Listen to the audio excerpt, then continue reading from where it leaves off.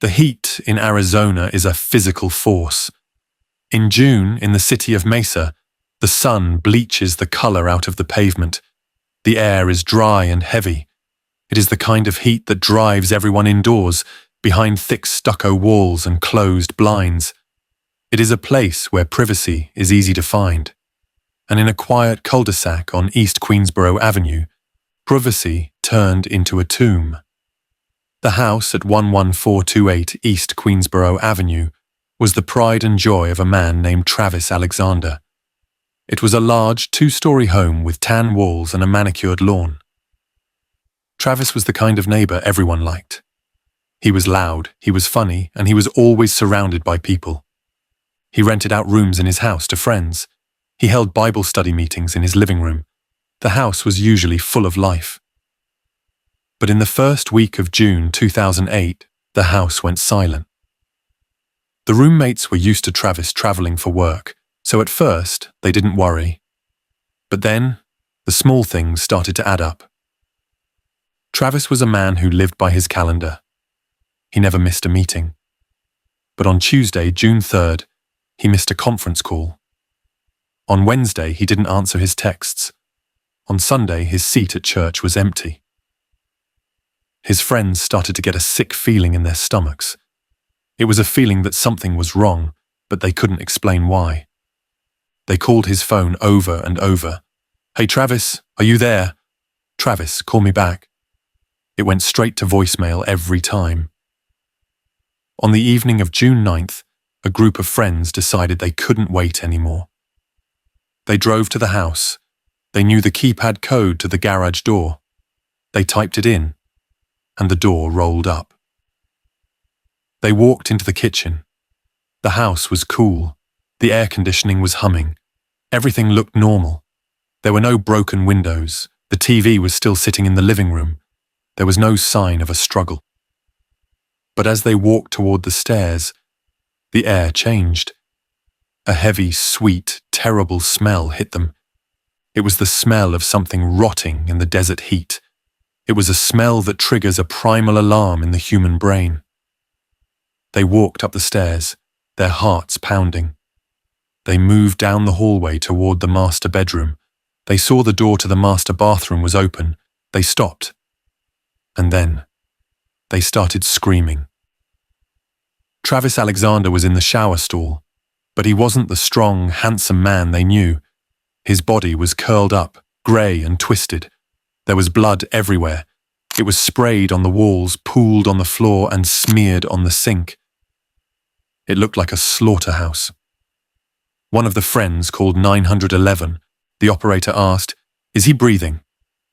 The friend, in a state of shock, could only say, "No, he is not breathing. He is dead."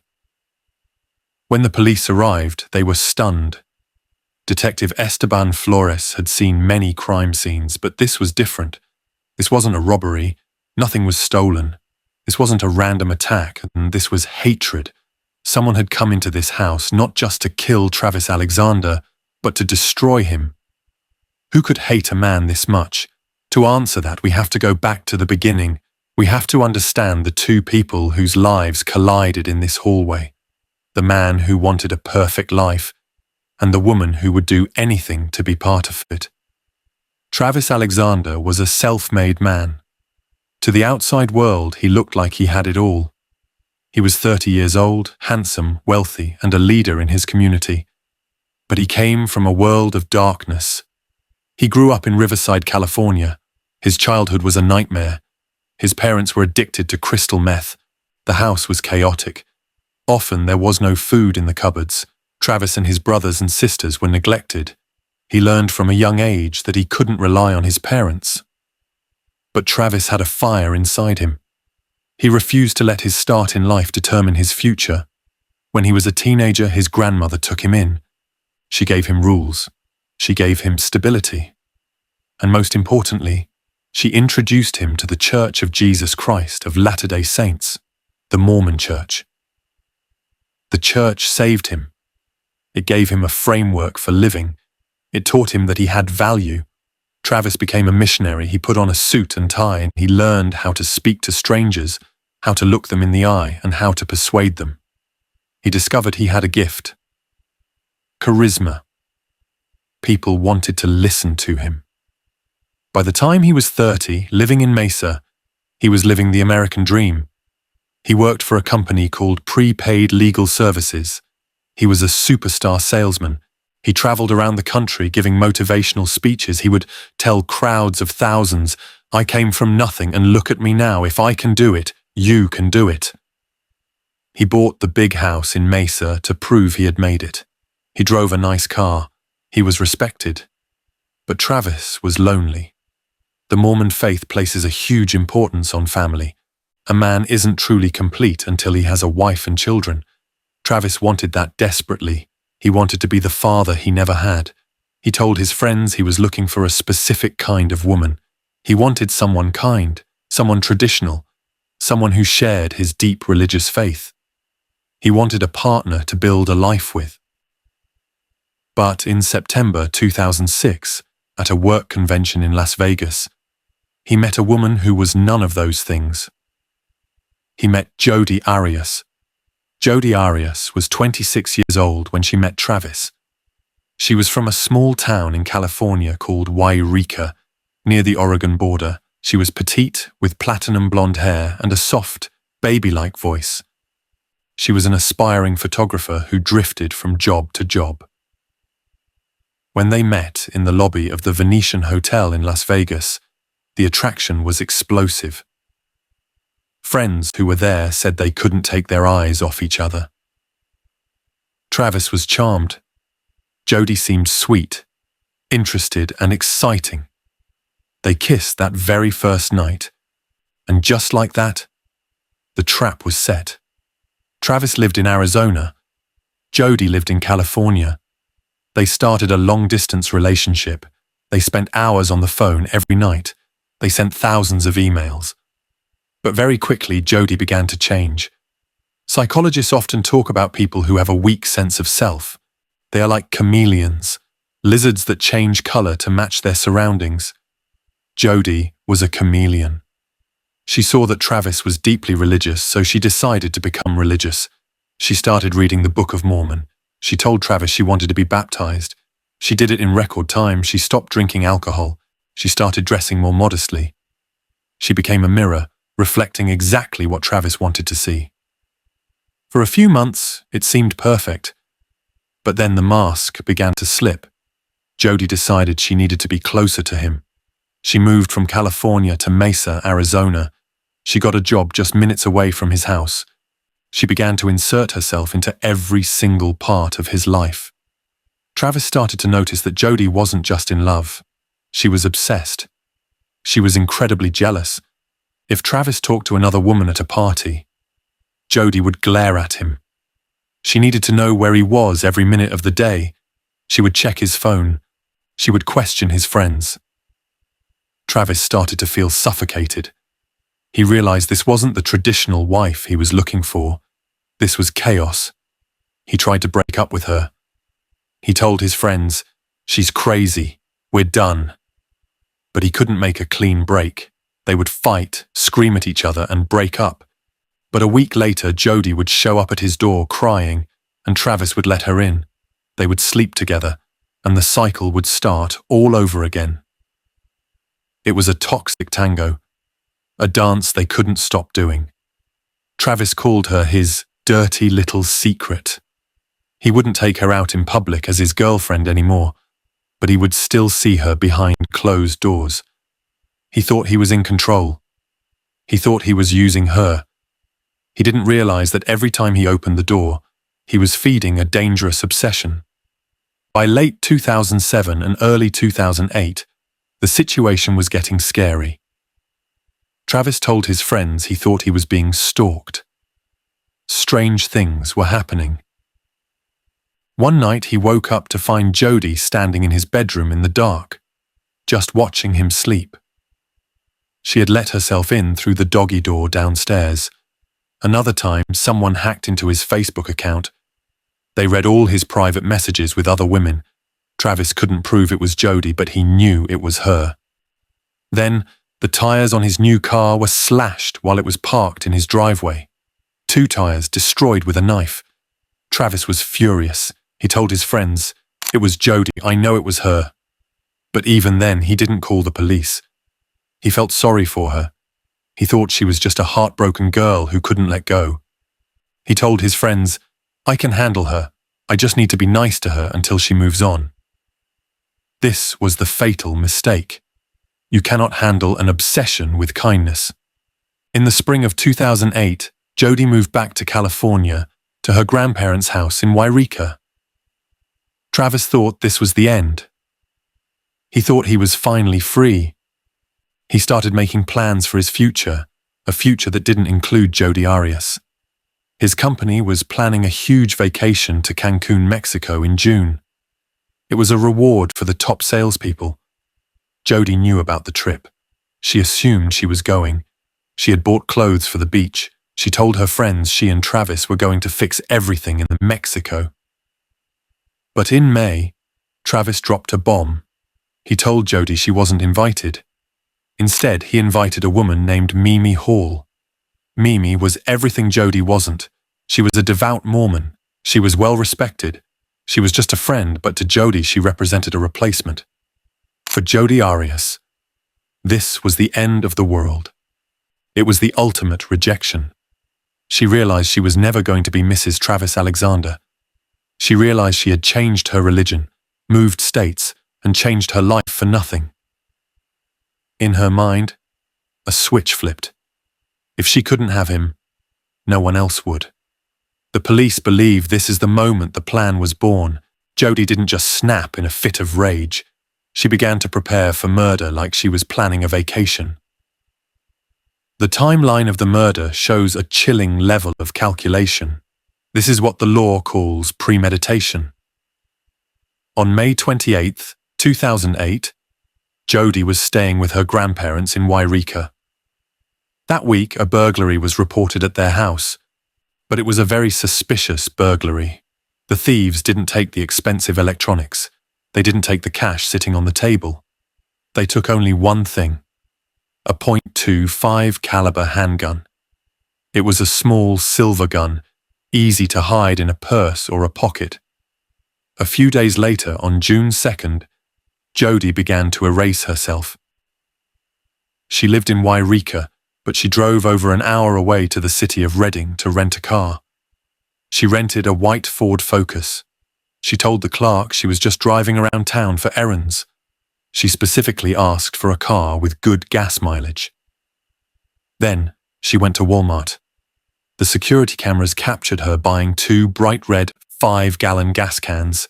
She borrowed a 3rd gas can from an ex-boyfriend. She went to a gas station and filled them all up. Why would she do this? This is the most important detail. The drive from California to Mesa, Arizona, is almost 1,000 miles. It takes about 15 hours. A normal person has to stop for gas 3 or 4 times. Every time you swipe a credit card at a gas pump, the bank records your location. It creates a digital map of your movement. Jodi didn't want a map. She wanted to be a ghost. She brought the extra gas, 15 gallons of highly flammable fuel, inside the car with her so she wouldn't have to stop. She turned off her cell phone so the cell towers couldn't track her. She dyed her bright blonde hair a dull brown to blend in. She became invisible. She drove through the desert alone, with a stolen gun and a car full of gas fumes, heading towards the man she claimed to love. She arrived at Travis's house in the early morning of June 4th. Travis was surprised to see her, but true to his pattern, he let her in. He thought they could just hang out for a bit, hook up, and then she would leave. He had no idea that she had a gun in her bag. They spent the afternoon together. They had sex. They took photos. They acted like a normal couple. But Jodi was waiting. She was waiting for him to be vulnerable. Around 5 p.m. on June 4th, Travis decided to take a shower. Jodi followed him into the bathroom. She had his new digital camera in her hand. She started snapping pictures of him. These photos were later recovered by police, and they tell a haunting story. We see Travis in the shower. He is naked. He is sitting down on the shower bench, letting the water run over his head. He looks calm, he looks relaxed. He is looking right into the camera lens. He sees Jodi. He sees the woman he once thought he might marry. He thinks he is safe in his own home. The timestamps on the camera tell us exactly what happened next. At 5:22 p.m., there is a photo of Travis posing. At 5:29 p.m., there is a photo of Travis looking at Jodi with a soft expression. Seconds later, the camera is dropped. It takes a blurry photo of the ceiling, then a blurry photo of the bathroom floor. And then the final photo, Travis Alexander lying on the tile, bleeding profusely. In those few seconds between the photos, Jodi put down the camera and picked up a knife. The attack was savage. Travis was a strong, athletic man. He didn't die instantly. He fought back. The medical examiner found deep cuts on his palms and fingers. These are defensive wounds. It means Travis grabbed the sharp blade of the knife with his bare hands to try to stop her. He was fighting for his life in a slippery glass box. But he was trapped. Jodi stabbed him 27 times. 27, that is a number that speaks of pure rage. Most of the wounds were on his back. Then, she did something that showed she wanted to silence him forever. She slit his throat from ear to ear. The cut was so deep it almost decapitated him. Finally, to make absolutely sure he was dead, she shot him in the forehead with the .25 caliber gun. It was over in less than 2 minutes. Travis Alexander was gone. But Jodi didn't panic. She didn't run away screaming. She went to work. She dragged Travis's heavy body back into the shower stall. She turned on the water to wash the blood down the drain. She tried to clean the blood off the floor. She took the camera and the bloody sheets and put them in the washing machine. She poured bleach in and started the cycle. She thought the water and bleach would destroy the digital photos. She cleaned herself up. She got back in her rental car. And then she went on a date. This is perhaps the most chilling part of the story. After butchering a human being, Jodi drove north to Utah to visit a man named Ryan Burns. She wanted him to be her alibi. When she got to Ryan's house, she acted happy. She smiled. She laughed. She flirted. Ryan noticed she had cuts on her fingers. Jodi looked him in the eye and lied without blinking. She said she cut her hand on a broken glass while working as a waitress. She spent the evening holding hands with Ryan, watching movies, acting like the perfect girl. Meanwhile, Travis lay rotting in his shower. When the body was found 5 days later, Jodi thought she had committed the perfect crime. She thought she was smarter than the police. Detective Esteban Flores called Jodi. She played the part of the grieving friend perfectly. She cried on the phone. She said she was shocked. She said she hadn't seen Travis since April. She had receipts from fast food restaurants in California to prove she was there. But Jodi made mistakes. First, the police found a bloody palm print on the wall in the hallway. It was a mix of Travis's blood and Jodi's DNA. It proved she was there. Second, the washing machine didn't destroy the evidence. The camera was broken, but the memory card inside was waterproof. The police experts put the card into a computer and recovered the deleted photos. They saw the pictures of them in bed. They saw the pictures of Travis in the shower. And they saw the picture of his dead body. Jodi was arrested. And then she began to spin a web of lies. First, she told the police, "I wasn't there." She stuck to this story for weeks. She said she was innocent. But when Detective Flores showed her the DNA evidence and the photos, she knew she was caught. So, she changed her story. She invented a wild lie. She told the police that 2 masked intruders, she called them ninjas, broke into the house while they were in the shower. She said they killed Travis and attacked her. She said she barely escaped with her life. She said she didn't call 911 because the ninjas threatened to kill her family if she told anyone. The police didn't believe a word of it. There was no break-in. Nothing was stolen. Professional killers don't leave witnesses alive, and they certainly don't leave a camera in the washing machine. So, 2 years later, when the trial was approaching, Jodi changed her story a third time. This was her final defense. She admitted she killed him, but now she claimed it was self-defense. She tried to destroy Travis's reputation from the grave. She claimed he was an abusive monster. She said he hit her. She said he was a sexual deviant. She claimed that on the day he died, he attacked her in the shower, and she had to kill him to save her own life.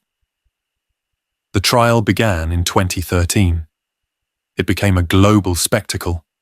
People all over the world watched it on TV. Jodi took the witness stand. She testified for 18 days. She wore glasses and plain clothes to look like a librarian. She spoke softly. She cried on cue. She told terrible stories about Travis, trying to make the jury hate him. But the prosecutor, a man named Juan Martinez, was ready for her. He was aggressive, smart, and relentless. He tore her story apart. Jodi claimed she had memory fog.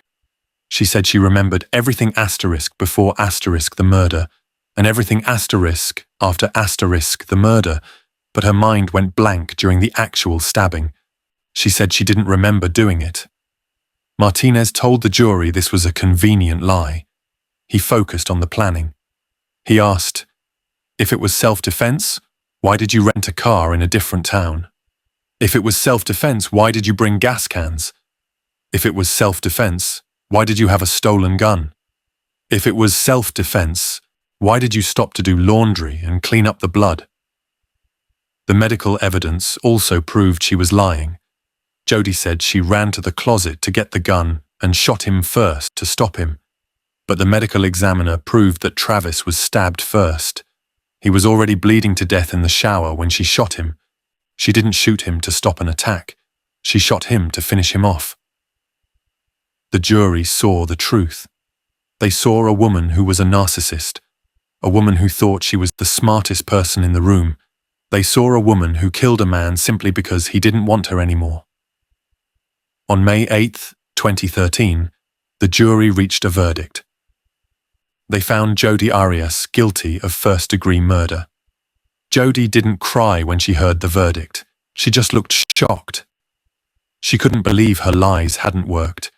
She was sentenced to life in prison without the possibility of parole. She will never be free again. The murder of Travis Alexander is a tragedy that is hard to forget. Travis was a good man who made a mistake. He tried to see the good in someone who was full of darkness. He thought he could help her. He thought he could handle her. He opened his door to the wrong person. The scariest part of this story isn't the blood or the gun. It is how normal Jodi seemed. She wasn't a monster hiding in the bushes. She was the girlfriend. She was the person sleeping in the bed next to him. It reminds us that we never truly know what people are capable of. And the final image of this story will always be that photo. Travis in the shower, the water is running. He looks at the camera, he looks at Jodi, he thinks he is looking at love. He doesn't know he is looking at his death.